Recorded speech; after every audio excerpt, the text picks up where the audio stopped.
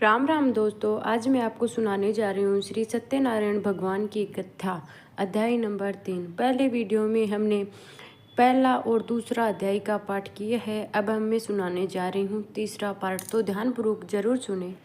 सूत जी बोले, हे श्रेष्ठ मुनियों, अब आगे की कथा कहता हूँ। पहले समय में उल्कामुक नाम का एक बुद्धिमान राजा था। वह सत्यवक्ता और जितेंद्रिय था। प्रतिदिन देव स्थानों पर जाता और निर्धनों को धन देकर उनके कष्ट दूर करता था। उसकी पत्नी कमल के समान मुख वाली तथा सती साध्वी थी। भरतशिला नदी के तट पर उन दोनों ने श्री सत्यनारायण भगवान का व्रत किया। उस समय साधु नाम का एक वैश्य आया। उसके पास व्यापार करने के लिए बहुत सा धन भी था। राजा को व्रत करते देखकर वह विनय के साथ पूछने लगा, हे राजन, भक्ति भाव से पूर्ण होकर आप ये क्या कर रहे हो? मैं सुनने की इच्छा रखता हूँ, तो आप मुझे बताइए। राजा बोला, हे साधु, अपने बंधु बांधवों के साथ पुत्रादि की प्राप्ति के लिए एक महाशक्तिमान श्री सत्यनारायण भगवान का व्रत व पूजन कर रहा हूँ। राजा के वचन सुन साधु आदर से बोला, हे राजन, मुझे इस व्रत का सारा विधान कहिए। आपके कथा के अनुसार मैं इस व्रत को करूँगा। मेरी भी संतान नहीं है और इस व्रत को करने से निश्चित रूप से मुझे संतान की प्राप्ति होगी। राजा से व्रत का सारा विधान सुन व्यापार से निवृत्त हो वह अपने घर को गया। साधु वैश्य ने अपनी पत्नी को संतान देने वाले इस व्रत का वर्णन कह सुनाया और कहा कि जब मेरी संतान होगी तब मैं इस व्रत को करूँगा। साधु ने इस तरह के वचन अपनी पत्नी लीलावती से कहे। एक दिन लीलावती पति के साथ आनंदित हो सांसारिक धर्म में प्रवृत्त होकर सत्यनारायण भगवान की कृपा से गर्भवती हो गई। 10वें महीने में उसके गर्भ से एक सुंदर कन्या ने जन्म लिया। दिनों दिन वह ऐसे बढ़ने लगी जैसे कि शुक्ल पक्ष का चंद्रमा बढ़ता है। माता पिता ने अपनी कन्या का नाम कलावती रखा। एक दिन लीलावती ने मीठे शब्दों में अपने पति को याद दिलाया कि आपने सत्यनारायण भगवान के जिस व्रत को करने का संकल्प किया था उसे करने का समय आ गया है। आप इस व्रत को करिए। साधु बोला कि हे प्रिय, इस व्रत को मैं उसके विवाह पर करूँगा। इस प्रकार अपनी पत्नी को आश्वासन देकर वह नगर को चला गया। कलावती पिता के घर में रह दिनों दिन बड़ी होने लगी। साधु ने एक बार नगर में अपनी कन्या को सखियों के साथ देखा तो तुरंत ही ने दूत को बुलाया और कहा कि मेरी कन्या के योग्य वर देखकर आओ। साधु की बात सुनकर दूत कंचन नगर में पहुंचा और वहां देखभाल कर लड़की के सुयोग्य वाणिक पुत्र को ले आया।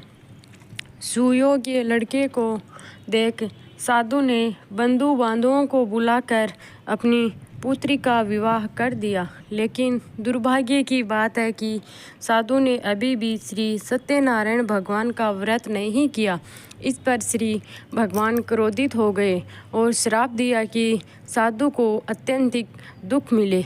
अपने कार्य में कुशल साधु बनिया जमाई को लेकर समुद्र के पास स्थित होकर रत्नासारपुर नगर में गया। वहां जाकर दामाद ससुर दोनों मिलकर चंद्रकेतु राजा के नगर में व्यापार करने लगे।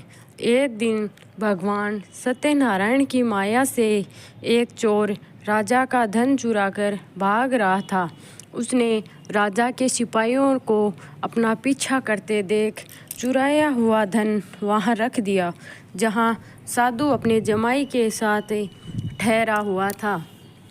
राजा के सिपाहियों ने साधु वैश्य के पास राजा का धन पड़ा देखा तो वह ससुर जमाई दोनों को बांधकर प्रसन्नता से राजा के पास ले गए और कहा कि इन दोनों चोरों को हम पकड़ लाए हैं। आप आगे की कार्रवाई की आज्ञा दें।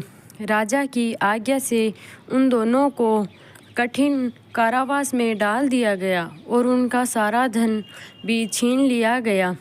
श्री सत्यनारायण भगवान के श्राप से साधु की पत्नी भी बहुत दुखी हुई। घर पर जो धन रखा था उसे चोर चुरा ले गए। शारीरिक तथा मानसिक पीड़ा व भूख प्यास से अति दुखी हो अन्न की चिंता में कलावती एक ब्राह्मण के घर गई। वहाँ उसने श्री सत्यनारायण भगवान का व्रत होते देखा। फिर कथा भी सुनी। वह प्रसाद ग्रहण कर रात को घर वापिस आई। माता ने कलावती से पूछा कि हे पुत्री, अब तक तुम कहाँ थी? तेरे मन में क्या है? कलावती ने अपनी माता से कहा, हे माता, मैंने एक ब्राह्मण के घर में श्री सत्यनारायण भगवान का व्रत देखा। कन्या के वचन सुनकर लीलावती भगवान के पूजन की तैयारी करने लगी। लीलावती ने पारिवारिक व बंधुओं सहित सत्यनारायण भगवान का पूजन किया और उनसे वर मांगा कि मेरे पति तथा जमाई का शीघ्र ही घर पर आ जाए। साथ भी यह प्रार्थना की कि हम सबका अपराध क्षमा करें। श्री सत्यनारायण भगवान इस व्रत से संतुष्ट हो गए और राजा चंद्रकेतु को सपने में दर्शन देकर कहा, हे राजन, तुम उन दोनों वेश्यों को छोड़ दो और तुमने उनका जो धन लिया है वह उसे वापस कर दो। अगर तुमने ऐसा नहीं किया तो मैं तुम्हारा सारा धन, राज्य व संतान सभी को नष्ट कर दूंगा। राजा को ये सब देखकर भगवान अंतर्ध्यान हो गए।